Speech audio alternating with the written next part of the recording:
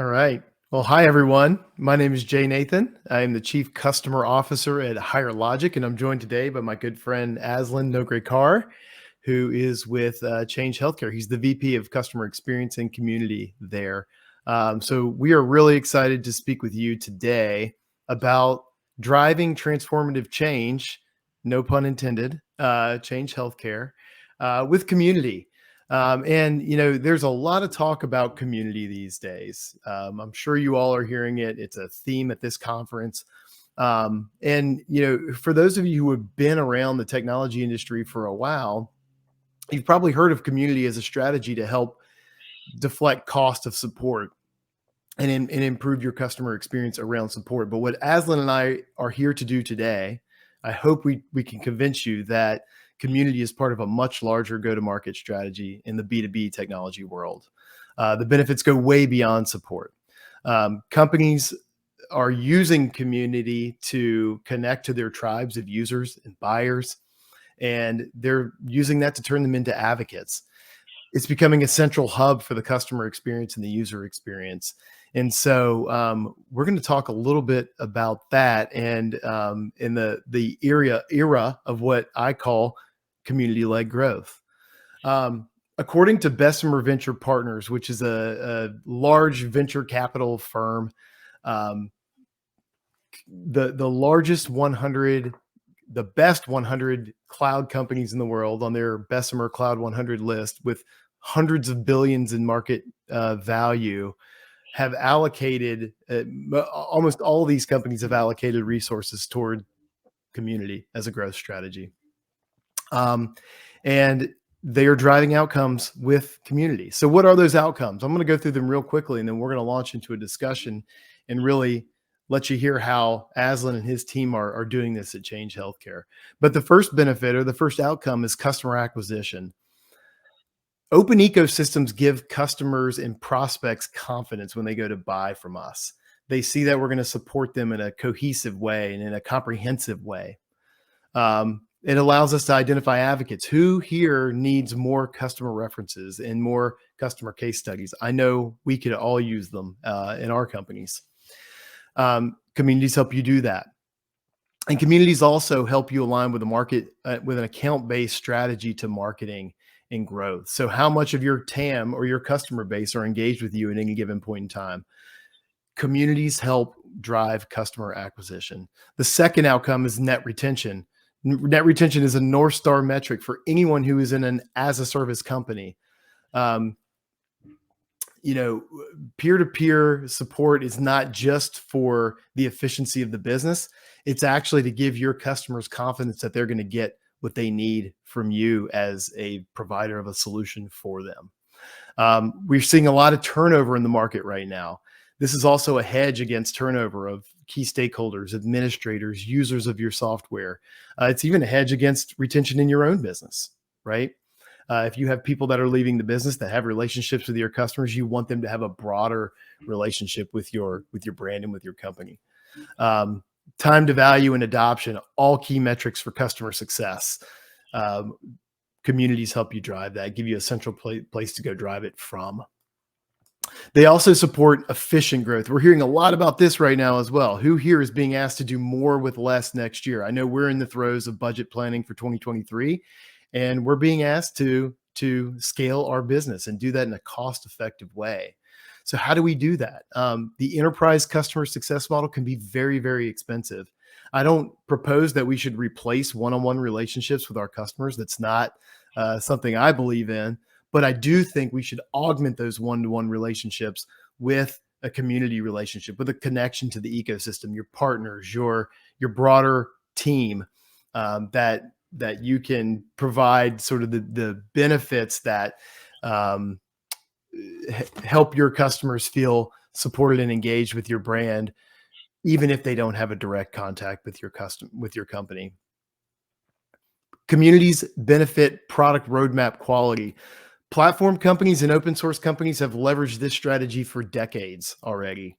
It accelerates development on your platform.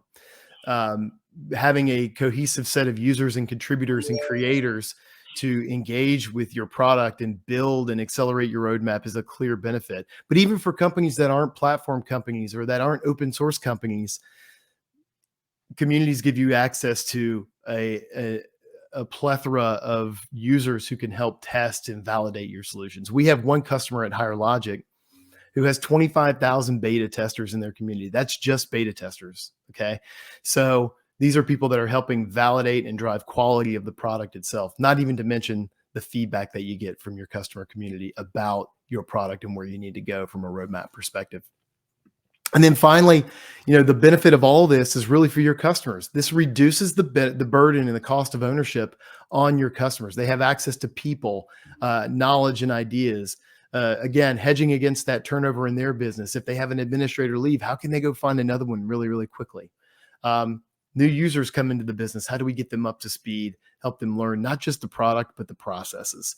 Community is a fundamental building block for that. So clearly, we believe in community as a strategy for growth.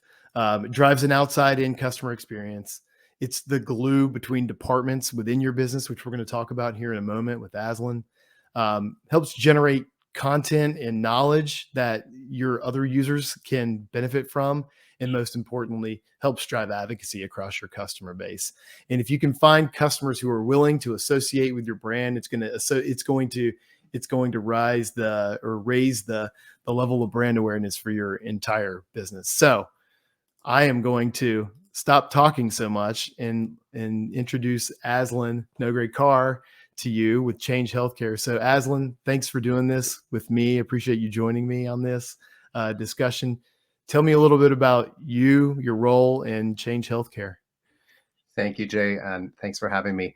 So I've been with Change Healthcare for about 3 years. I started my journey in community very early on, over, I want to say, 12 years ago at SAP. And previously to joining Change Healthcare, I was responsible for the customer office for one of our platform and analytics businesses at SAP, and played the role of a chief of staff on the sales side. So switching into communities has been a very interesting experience, coming from the business side back to community and supporting Change Healthcare in their journey. Change Healthcare provides data and analytics driven solutions to help improve clinical and financial, administrative, and patient engagement outcomes in the US healthcare system. And we're a large organization, over 10,000 employees. The members and users that I serve are both from healthcare providers, payers, our partners, and most recently developers that are building next generation solutions leveraging our APIs, which has been very, very exciting.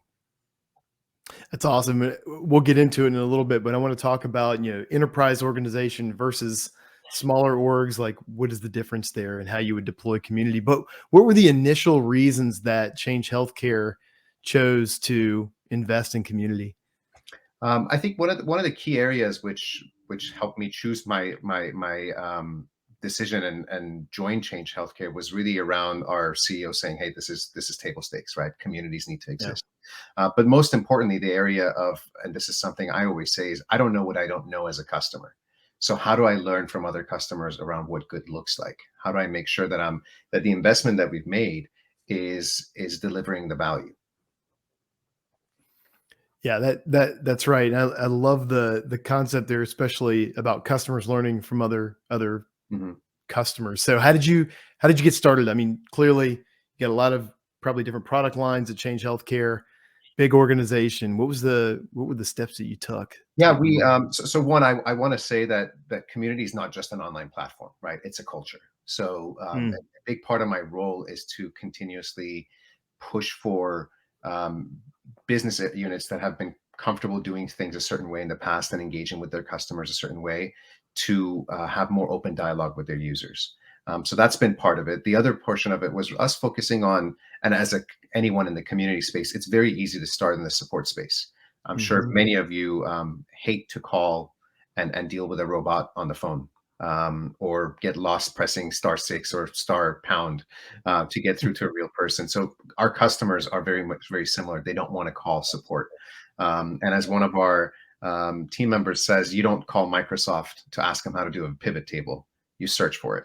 So that was one of the first areas we looked at. What business areas can we have some support questions and common knowledge shared there. And then we had some challenges, obviously, with the platform that we had. We were a small team. We still are a fairly small team, and I did not want to have any massive technical team to support me. I did not need 20 developers and a very large enterprise software-esque company to help partner with us. So we decided to pivot from the platform that we were using at that time. That was very difficult for us to use, and picked a new platform, which I'm sure you guys know what it is. Um, and Jay, you're very familiar with it. And focused on one part of our business to help generally create awareness around product support, as well as engagement between our product leaders and the users. And luckily, I have the great fortune of reporting into our chief design officer and to the user experience team.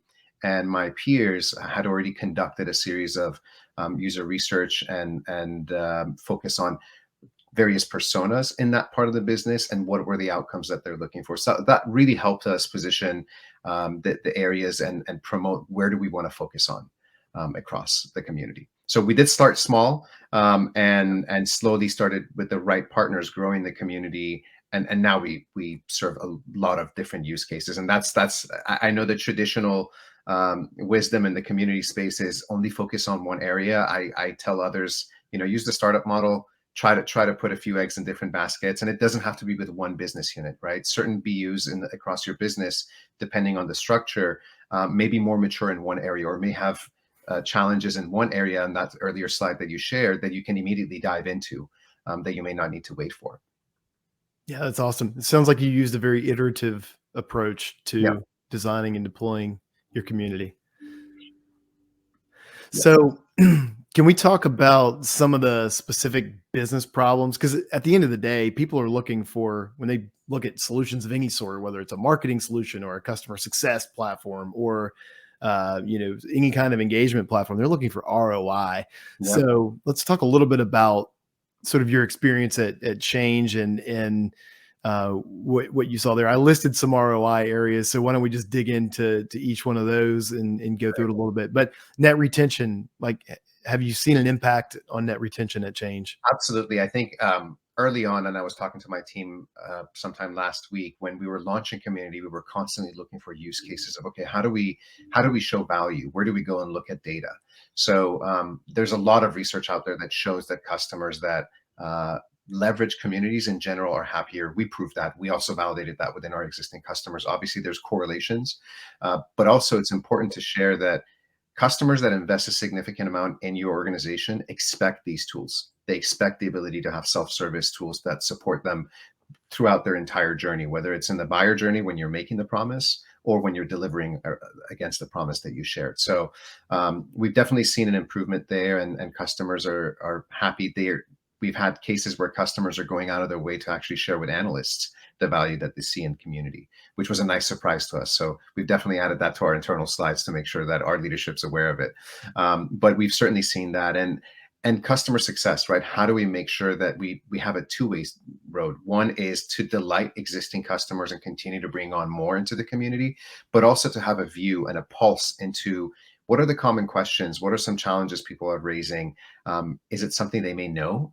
Is there some sort of value and functionality? And one of the favorite quotes that I have from one of the customers is, it's expected that we read the entire user manual. I don't think half of us have read the user manual in our cars to begin with, right?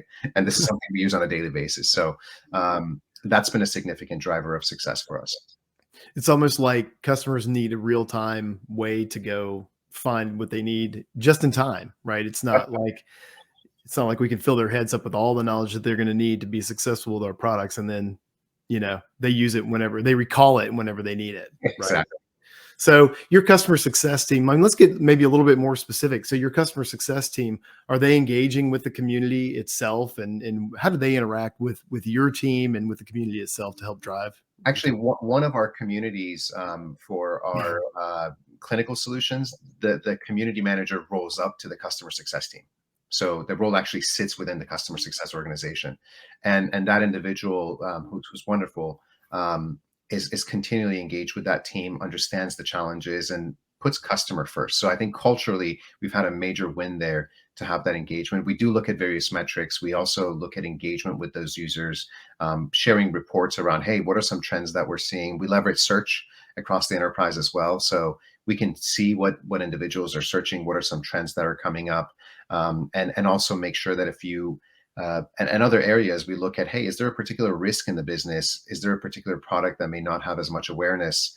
How do we make sure that we deliver the right valuable content to the community? Or how do we make sure that we have office hours that are taking place on a cadence that share information around the product? Surprisingly, some of the customers that show up to these calls, they don't actually own that product, which has been Yeah. something that we've seen here. And I've seen that in the past, in my past life as well, running communities. So it's a full circle.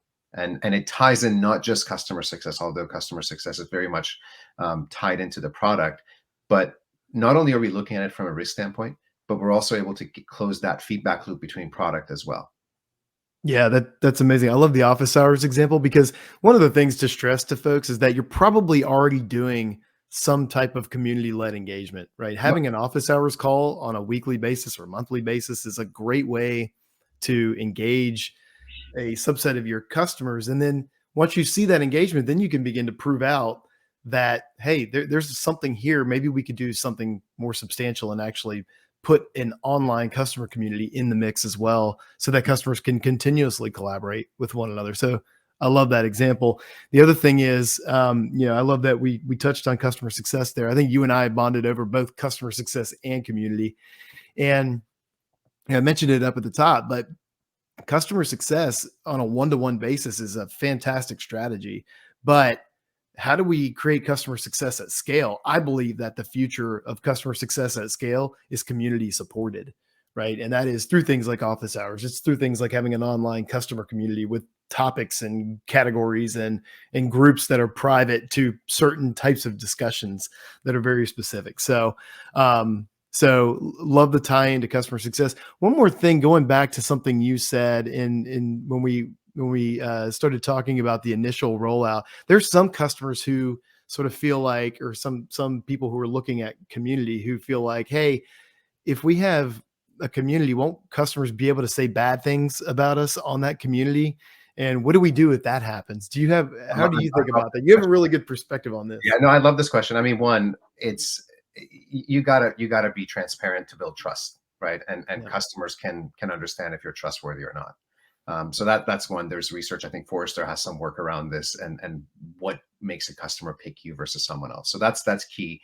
The other aspect of it is I was reading this on, I think it was on Reddit or somewhere, where it says Twitter is like Reddit, except you have to use your real name most of the time, at least. And it's the same, right? In a professional community, and I think the difference between the type of communities that we manage versus a social media account is between fans and actual members that have a relationship with you, is that these individuals don't know each other and they share a common goal around their business and professional objectives. So in a professional setting, it's almost very rare where someone turns it into a complaining situation, right? I think people share common challenges. Customers, even me personally, I'm looking for acknowledgement, right? I may raise an Yeah. issue, and how we solve it is how I'm going to judge that, right? So surprisingly, we haven't had, and I don't want to jinx this, we've not had an issue where I've had to be pulled in to say, hey, read this comment, or what should we do? Do we have to remove this? Obviously, we have moderation guidelines in place, and our users abide by those. But again, it's not becoming a complaint fest right on the Yeah. community. Even there Yeah. have been instances both here and in the past where customers acknowledge each other, and that connection with members in the community that represent your brand, they look at them as an advocate, because your community managers are both advocating for your customer as your customer success managers. And they're doing this at scale. And I think what you shared at the top was really interesting around, hey, customer success at one-to-one happens amazing. But how do you scale it? And one of the things questions I always like to ask senior leaders, and I did in my past role when I was running the customer office, was, all right, well, how many of you are talking to customers, and how many of them are telling you about their problems? And most of them were saying, okay, they do. We all do that. And I said, do you solve it for them? And the answer was yes. And then the last question was, do you tell each other, your other peers? And most of the time was, well, we don't have as much time, right? So community becomes sort of a glue and a center of excellence where you're capturing these and you can do one to many. So if your customer Yeah. success managers or your account management team is encountering an issue, um, the big deal for them is, hey, would you rather spend 10 hours talking to 10 different customers, or spend maybe 1 hour solving a particular problem for one customer and then distributing that in a form of content or just a simple post on the community that other customers can consume or search for if they have an issue? Yeah.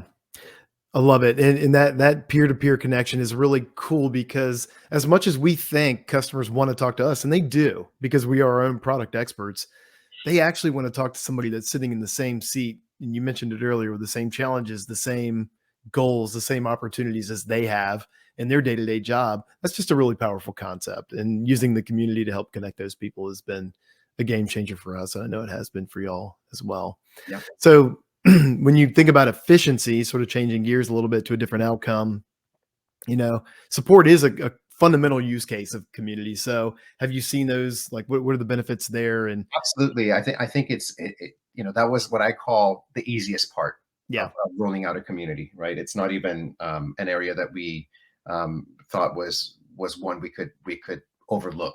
You already know, you can look in your call centers and see how many people are calling me and for what topic. How right. much does each call cost?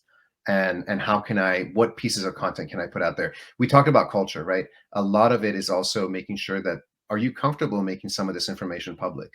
Yeah. As, hey, some of this information can be publicly accessible around job aids, or how do I reset my password, right? The simple questions, or who do I call? Where do I go where I need support? It doesn't even have to be something proprietary. So we looked at some of those. We continuously partner with that team. And one of the interesting things that we looked at was validating the strategy of how much self-service do we want to serve on the community versus our other support tools, which exist.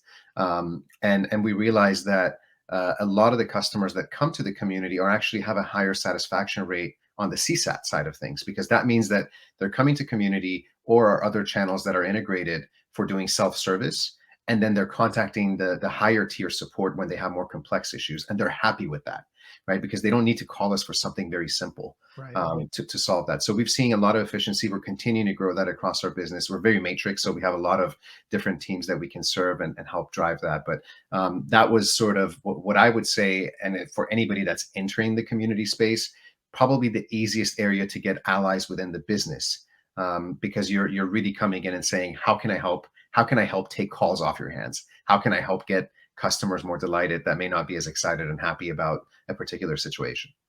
Yeah. It's a way to solve a specific pain point for a specific team to begin with. And who doesn't want to reduce their support burden, right? And inbound call volumes and that sort of thing.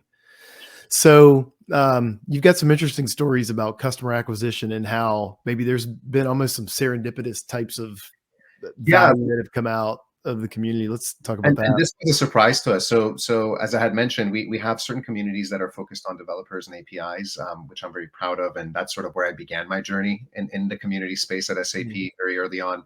And we realized that some of the common questions when they were in the trial or test and buy experience was, they needed support, right? In our space, some of those areas when you're doing something in a sandbox requires you to have common knowledge around information in healthcare.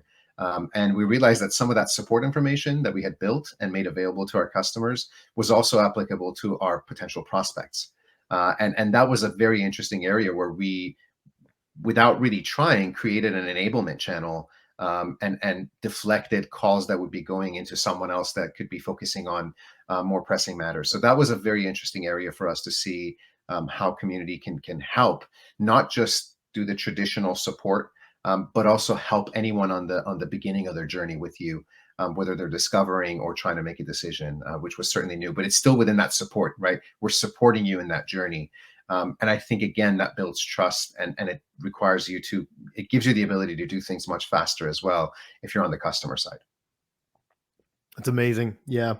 Any good platform, just for those who are looking at platforms, and I'm not advocating for one or the other, but I will say any great content or community platform is going to have public and private content as well. So you can make public what is important to make public and may help you from an SEO standpoint, from a customer educate or a prospect education standpoint. And then you're going to have private things that you can keep behind the wall as well, and you want to keep that to your customers or whoever, that's perfectly acceptable. And that's how we do it as well. We have a public experience, and that was the first thing I pushed for when I came on. Yeah. Just a login screen, and I said, "What is this?" So I don't know. I want to have some sort of a kind of life, and so we focused a lot on that. We leveraged blogs as a way to give a window into what's happening in the community beyond some of the capabilities where we have. One thing I actually love, and this is a plug for you, Jay, is within Higher Logic, you can just go into a module and just click make this public. So Yeah. my pitch to say, hey, when you guys are ready to share some of this information publicly, because as a community leader, my objective is to make everything as public as possible because I want anyone Yeah. to follow it. But in the absence of that, having that flexibility to display content dynamically in the community is very helpful for us. Yeah, and community is somewhat of a marketing strategy, isn't it? Because everybody, whether you're in customer success or whether you're in sales trying to close new logos and marketing trying to drive awareness and consideration of your products, you're trying to get people's attention, Yeah. and we're trying to keep our customers' attention on our solutions and on best practices, and content is just such a fantastic way to do that. And communities give you a way to basically harvest that content and find it proactively with people who really, really know the details of your domain. And so I think that's would have been one of the surprising benefits from my perspective of being involved with many communities on our end. So I agree. I think one of the most exciting days for me this year was when we learned one of our reference customers decided to help us promote his story and share his success story, which was a big testament to our implementation teams. As a blog that's publicly available, right? It seems like just a post, but to us, we had a massive celebration among ourselves and the team, as it was a big step, right? To yeah, hear it directly from a customer of like, hey, I'm happy about this. And by the way, I don't mind sharing this beyond. And it's not some polished marketing type of conversation, right? It's genuine. yeah, Uh, that opens dialogue where others are saying, well, what were the factors for your success? Right. And it also gives visibility into the amazing teams that are in the background really driving customer success, right? Like our yeah, implementation teams and some of the beyond. So that goes both ways, right? You know someone that's sharing how they drove success, and maybe someone can learn and apply some of those best practices. And on top of it, you're giving recognizing individuals across your company and your customers as well. So yeah. No, it's fantastic story. I love that customer telling your story in their own words. That's the true definition of a brand advocate. yep. So we sort of hit the customer acquisition item there in as we went, but let's talk about product quality and shortening the feedback loop. So what's happened there at Change Healthcare? Yeah, I think again, this is an area where I'm very lucky to be part of the user experience team, the broader team. So we partner very closely with that group to make sure that if there's research or beta testers that we want to engage with, we have that. But also sort of ideation, right? How do you have customers share some of their ideas? And I know that if you're a product manager or someone that's focused on that, there's a big worry that, hey, if my customers give me 10 things that they want, I have to immediately deliver. But I think customers are genuinely, they're like human, like the rest of us, right? So they understand that you have different priorities. All they want to mostly understand is, hey, can I share my ideas with you? Are you acknowledging me? And I'll give you a short story. When I got my Apple Watch, the button kept hitting off Siri, and I couldn't turn it off, right? If I had to turn off Siri, I had to turn it off my phone as well. And I went on their community, and I realized that there's no one from their product management that says you can turn it off on one device versus the other. But some other user commented that I can just turn the orientation of my watch off and wear it differently.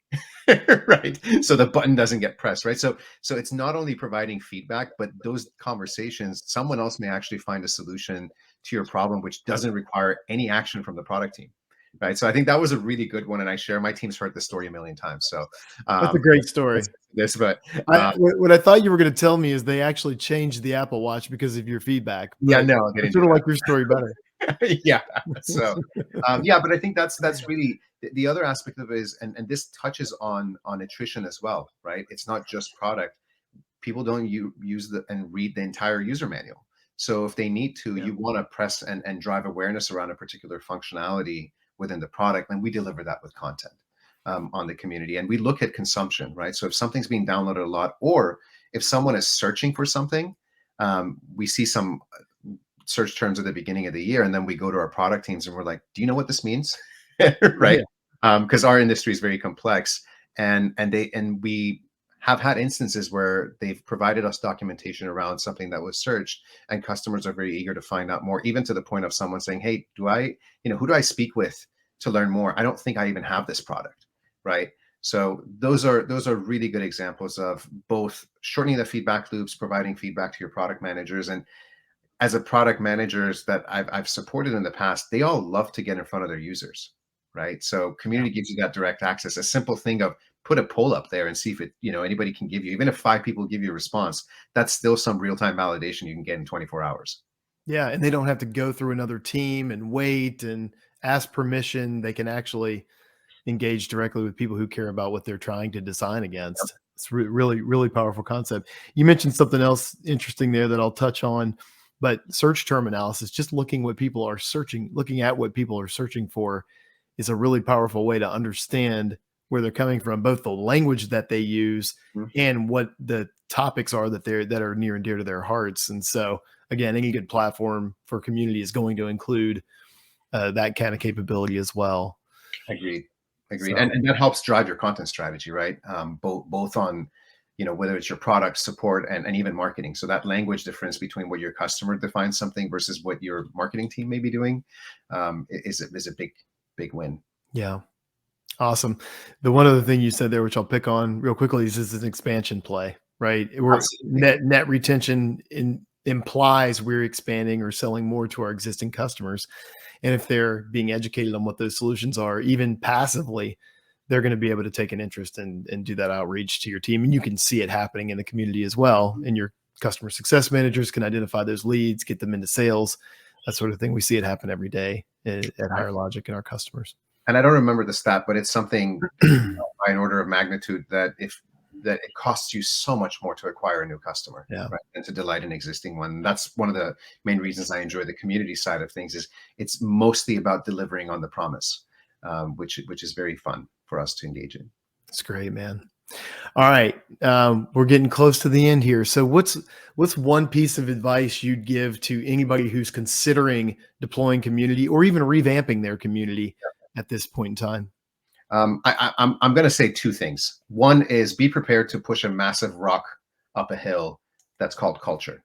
Mm, You're always going to be a culture advocate. You're always going to have to battle to make sure that uh, folks within and externally can support you in your journey as being a community leader. The second one is for us specifically. As much as I like to nerd out and geek out on things, I don't want to be in the technology game. And I came from an enterprise software company. So we evaluated a number of community platforms, and I was not in a position to say, listen, we can launch this in in a year, and I'm going to need right. 20 developers. I don't have those resources. So I wanted a partner that can do things quickly, and I wanted a platform that can, as I joke, allow anyone that can operate email to do it. So when I go in there and I can potentially make changes to a page without my team freaking out, although they still do.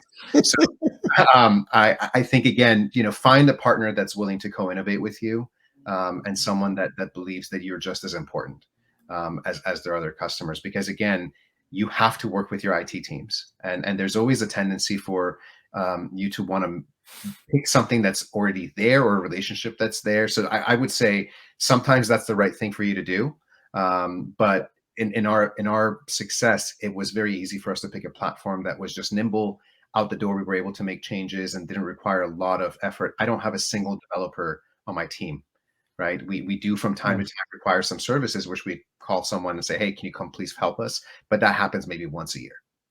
All right. Fantastic. Well, Aslan, thank you so much for taking the time to tell your story. We're very proud to have you as a customer. What I would love to encourage everyone to do here, first of all, connect with Aslan and I, and we'd be happy to connect with you one-on-one. But we've also got some resources for folks who are looking to get started with online communities, especially in the B2B space. And this is ungated open content. So we'd encourage you to click that little QR code or scan it with your phone and click through there and grab that resource on us. And And please reach out and connect. We'd love to chat. We do geek out on this stuff, right, Aslan? So we would take you up on a conversation anytime. And I believe that's all that we have for today, but we appreciate you being here. Thank you for your attention. And we look forward to talking with you soon. Thank you.